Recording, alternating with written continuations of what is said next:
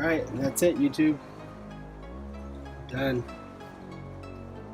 Obviously this could be done a lot better.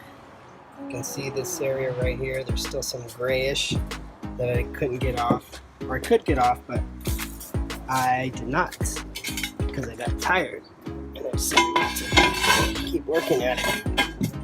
But anyways, this is the other one that I did with the sandpaper and the polishing compound.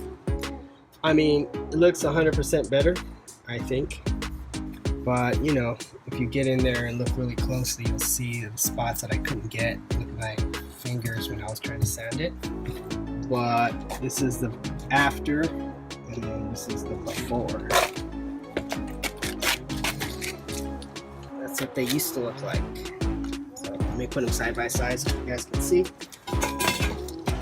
Get an idea of how it looks. If you want your rims to look like this, and that's what you got to do. That's the old one. That's what your rims look like right now. You want them to look like that. Then hit it with some 180, 320, 400, 800, 1000, and 2000 grit paper. Then polish it with some polishing compound. Hit it with the black, then hit it with the brown compound. This is what I'm talking about here. This is the kit. One more time. There's the black, there's the brown.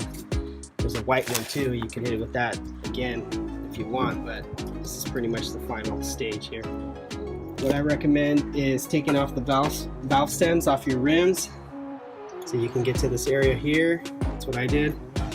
And I also recommend getting some sanding wheels so you don't have to do it by hand, so you can just put it on your drill. This is the polishing wheel that I use for the brown. This is the one I use for the black. Make sure you use two different ones for each color. You know, use a different one for each color.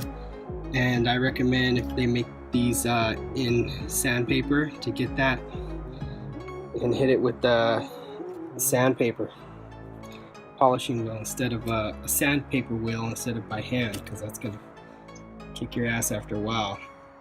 The other thing, if you can, is put this wheel on something that spins like your car, but that's pretty dangerous, so I don't want to mess with that.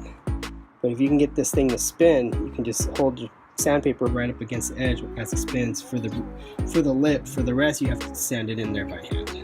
Alright, YouTube, that's how you polish 2.0 liter Porsche alloys at home on your own.